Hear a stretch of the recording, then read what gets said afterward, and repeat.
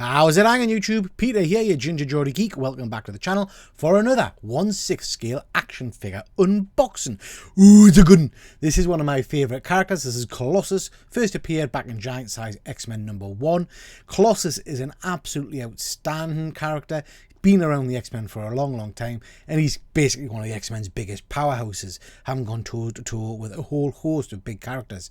I love his relationship with Wolverine and the old fastball special. You're probably most familiar with him from his appearance in the Deadpool movies, Deadpool 1 and Deadpool 2, where he was CGI generated but looked absolutely stunning. Knew I wanted this guy to go with my X-Men collection and spotted like that Toys era did a version of him. This is called the Steel. It's called the Steel because it is an unofficial figure, which means they don't have the license for the character. This is the 2.0, which means it comes with a different head sculpt as well. Let's get into him. Okay, so here's the box. It is boring and dull as ditch water. Nothing exciting there at all. It does say the Steel 2.0 because, like I say, this is the second version of it. It's got some different kind of decals on the top, but nothing exciting. It's dull. Got an out on here. It is made by Toys era. Cack on the back, as you usually expect. Yeah, it's a box, isn't it? Right, let's get it open and see what he looks like.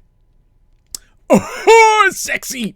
Look at that. One thing that I've probably not shown you here is how big he is. Look at him.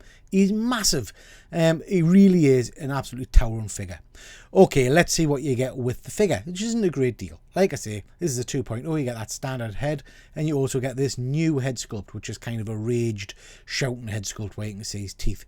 Paint application on this is really good. It does look metallic.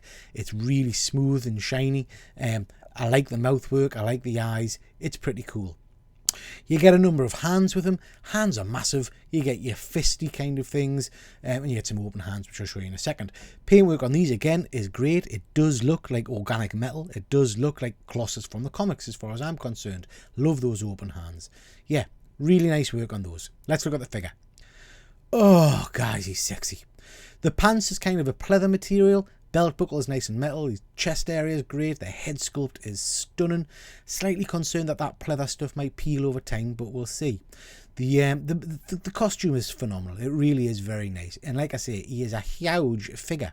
You can see him from the side there. He's got vein work on his metal. The costume on the back is really nice as well. He just looks the part. He looks huge. He looks imposing. He looks everything that Colossus should be. Nice joint work there. It kind of melds in with the metal work. Yeah, looks great. Bit of a closer look at articulation, guys. You get decent amounts of articulation with this figure. He is big and bulky, but you do get good arm movement and you get joint movement, which is quite nice. Now, do need to be cautious here because I noticed that when I'm moving his arms, some of the silver paint is peeling. So I think you just have to be slightly cautious with that. Make sure you don't damage it too much as you're moving him about. He's got a bit of hip action there in case he wants to go dancing, and he's got some decent articulation in the legs. I would say this is a second-hand figure, mind, but my legs are quite loose. I don't know if that's an issue with the original build. Here he is, looking absolutely badass. I love him. I love him. I love him. He looks amazing. He's huge, like I said. I just can't get over him. The stand you get with him is cack. It just kind of tickles his ball sack. It doesn't hold him in place at all, so I will have to change that out. Am I allowed to say ball sack on YouTube? Who cares? He looks amazing. Yeah, he looks brilliant. Here's another pose, going for that kind of Russian wrestling kind of pose there. Open palms are really cool. I can't decide whether I like that angry head sculpt which I've got on there or the Stoke head sculpt. I think I'm going with the Stoke. I'm leaning more towards that. Here he is, just looking kind of pensive, hands on his hips there, as if he's waiting for some kind of battle to commence. He looks a bit lonely, but doesn't he? He looks a bit lost. Let's have a go at this. Hey, there we go. Good old Deadpool on his shoulders there. This is probably how I'm going to try and display him in my collection.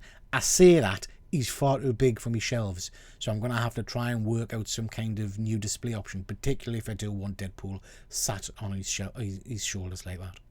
Okay, guys, let us know in the comments which head sculpt you prefer and if you've got this figure.